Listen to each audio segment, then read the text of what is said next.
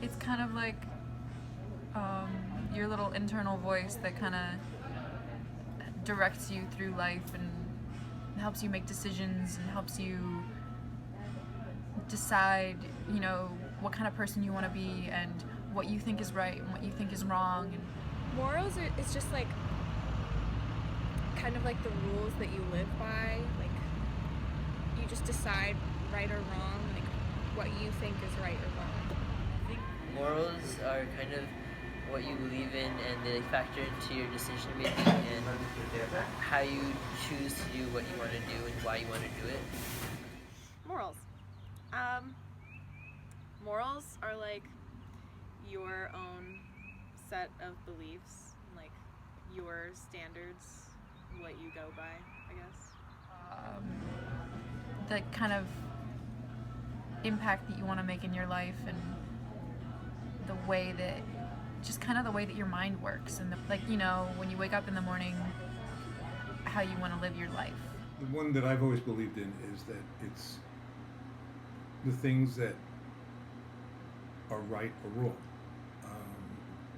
The way we try to live our lives based on those things, and try to live within society and things of that sort. But I think basically the basic definition to me has always been it's a kind of a set of rules that tells us what's right, what's wrong. I firmly believe that who you are, it comes directly from the way that you were raised and the things that happened to you during your formative years. This is how my parents did it, so that's kind of the way I'm going to do it. And it's kind of like a cycle like that. I think you get your morals from probably your parents or your family when you're growing up, but I think at a certain age you're just more exposed to things that you learn in school, so you just kind of shape your own idea of how things should go. I think it depends on who you talk to and when you talk to them. I think Okay. when I was growing up in the 50s, the 60s, there was pretty much one set of morals. Society and even religion were very similar. This was kind of right all the way across the board. This was wrong across the board. I think we get them basically from the previous generation in some respect. People genuinely get them from their families, their environment, their friends, their teachers. I don't know. Everyone gets it from different places, I guess. I think they mostly come from your parents and how you were raised and brought up. But as you get older, you kind of start to form your own set of morals based on your experiences. I mean, I grew up watching my mom take care of her mom and all the things she did for her because, she was paralyzed in a car accident from the waist down when my mom was 16.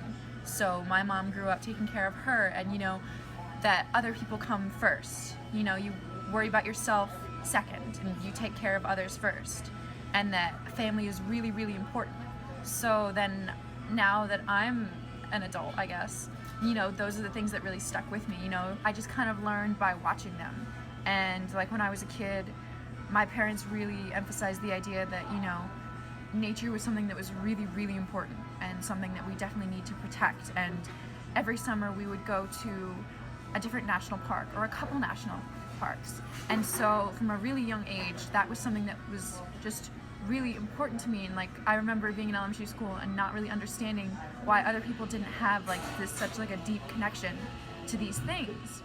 If you want to call it the teachings of Jesus, you want to call it the golden rule. I think there used to be much more of an agreement among people and stuff like that. So there used to be more of a common code. Now it's pretty much everybody has the right to pick and choose what they want. There's a thing called situation ethics that become very popular at that point, where basically people began to think that here's the objective norm, but if I don't believe in it or I think I should be changed, that overrides it. And then we started seeing an awful lot of different ideas of what was right and wrong. And that's the kind of stuff that I like to stay away from, because I think that you can convince yourself that anything is right. I am religious. I am Episcopalian. I was raised Episcopalian. I want to say I am, but honestly, I don't really know. So Okay. I would say yeah. I grew up going to a Roman Catholic church, but I don't know, like, yeah, I am. Do you? Not really. Like I believe in many of the values that my religion has taught me, but I don't really believe in all the practices that they do. I do, for the most part. One thing about the Episcopalian Church that's really cool is that they're really LGBT friendly. It's the bishop. The bishop for New York is gay, openly gay. And this was before the whole gay rights movement really started to kick off. I mean, this was like 10 years ago. And it caused a lot of people to leave our church. But I think it was really important. I think that was a really important thing to happen. And I really liked the fact that my church did that. But I think the people that go to my church are very nice. Like, I think in the whole community of the Catholic Church, I think there's some things that need to be improved. But I don't know. I mean, I don't go to church every Sunday, but we go on Easter or Christmas or holidays like that. Okay. I don't agree with everything. I think there's some things that are kind of like discriminatory. Is that a word? That's a word. Yeah. Discriminatory towards certain people, I guess. I don't think that's right. I know my dad always said that,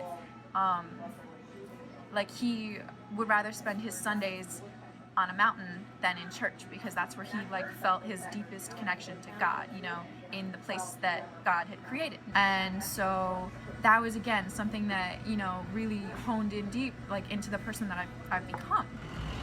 I want to say that I do, and I think I do the right thing, but every once in a while, I don't know. No, I don't think anybody always does the right thing. No. No, not at all. Sometimes I think I do. I don't know. Like sometimes I know when something's wrong, but I still do it anyway because why not? But other times I try to stick to my morals. I always try to do the right thing.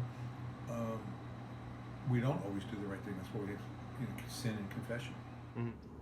Yeah, I don't think I always do the right thing, but I like to think I always do the right thing, but I know I don't. If you're angry or upset about something, you might do something that could hurt somebody else, but I mean, you don't want to hurt anybody else, but I think if you're really upset, it's easy to forget what's right and wrong.